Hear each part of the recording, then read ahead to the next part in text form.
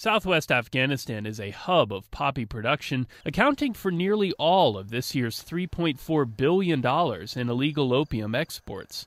But the region is also home to another cash crop, one that foreign donors and Afghan officials are hoping can replace poppies without reducing farmers' incomes.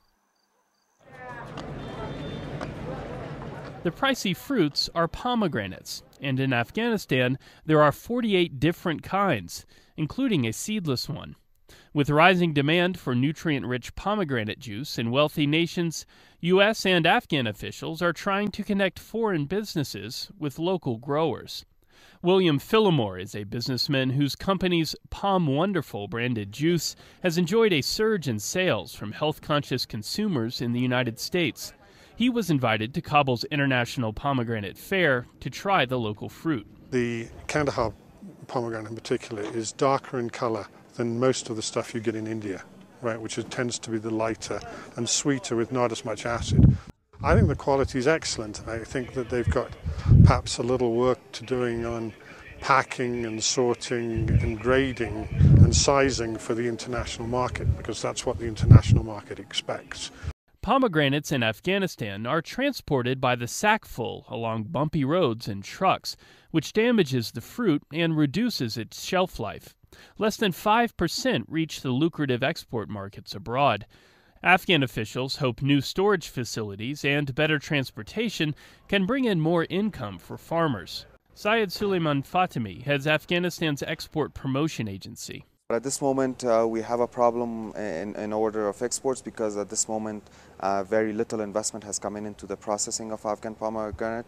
We're especially looking into processing the Afghan pomegranate either into concentrate for exports or also maybe into juices. So far, most of the export efforts have focused on sending the finest fruit to upscale markets. This year, U.S. and Afghan-funded programs helped send more than 2,000 tons of the fruit to supermarkets in Dubai. More than 2.5 million trees have been planted in the last 2 years. The trees take up to 5 years to mature. But once they start producing fruit, USAID official Lauren Stoddard says farmers are much less likely to replace a productive orchard with poppies. Vegetable crops are great. The reason we like pomegranates long-term is because vegetables you can plant or replant and maybe replace them with poppy. Pomegranates you never replace, and so it really is the longer-term solution. Stoddard says farmers who export high-quality fruit can earn as much as $5,000 per hectare, about 15% more than poppies. Few farmers are earning that much now. The industry is still dwarfed by billions of dollars in poppy exports and threatened by Afghanistan's deteriorating security. But pomegranate farmers and buyers are hopeful. In Kabul's main fruit market, pomegranate vendors talk of the growing global demand for the fruit and rising prices.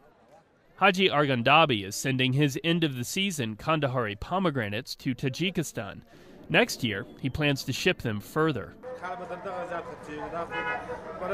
In the past, most of our product went to Pakistan, but now it is staying in Afghanistan and then going to Dubai and other countries. We will sell even more pomegranates in the new year.